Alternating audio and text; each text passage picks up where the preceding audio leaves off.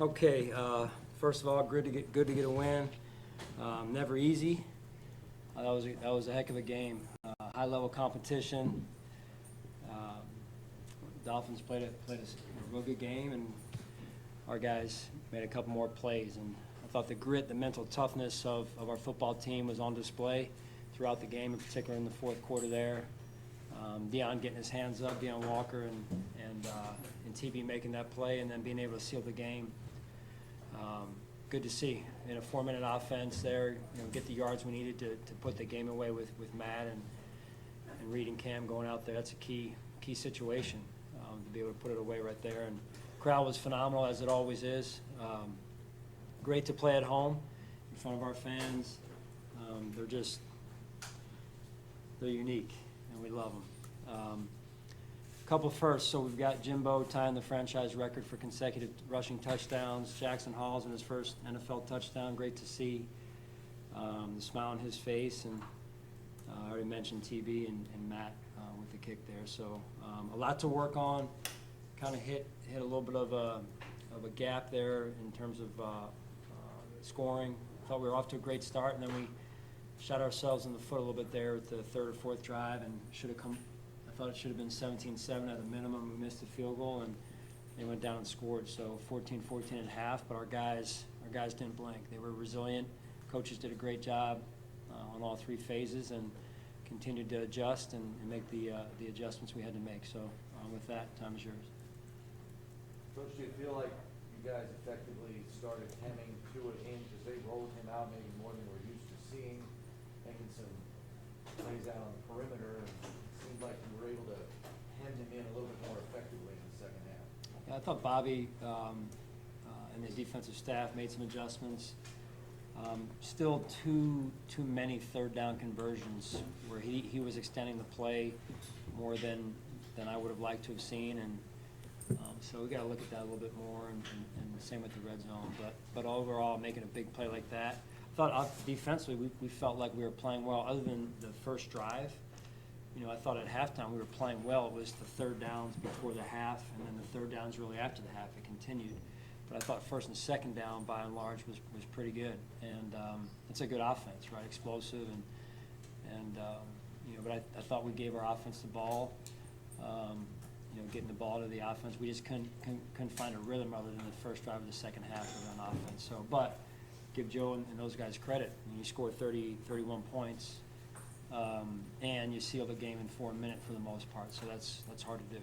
Sean, you mentioned Deion Walker on the interception play. Think about how far he's come since the draft and the work that he did on his body in the offseason, and then to make a play in crunch time like that. What does that say about him? Yeah, that's huge. We always talk about rush and coverage working together, and that won't show up necessarily in the stat sheet, perhaps, but that could have been as big of a play. Even more so than TVs. I don't want to, kind of grade them against each other. But if he doesn't do that, does the ball, is the ball thrown a little bit, a little bit more one direction than the other? So great read by TB, great rushing coverage example for our players to learn from. Terrell said that Al Holcomb showed him something like that during the week, and that how important is that about kind of keeping that in the back of your head because you never know in the course of the game when you're going to need it? Yeah. Well, there's a certain thing we look for. In that style of coverage, and TV saw it, and which is growth.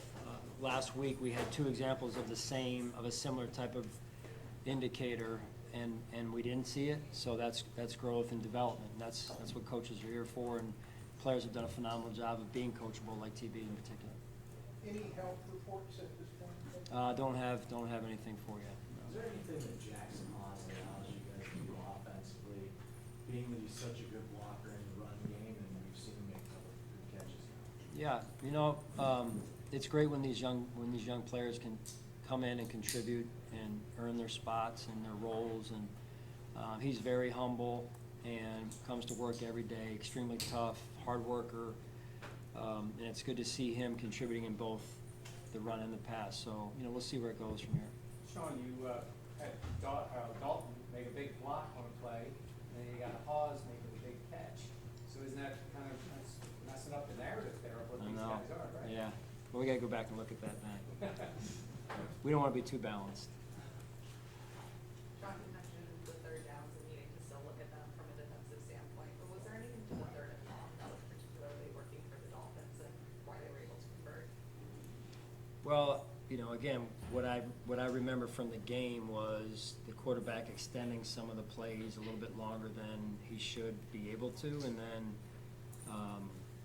finding an open receiver, which is going to happen the longer receivers have time to move around. So I think that's something that, again, that we have to look at and you know, continue to kind of tweak to figure out.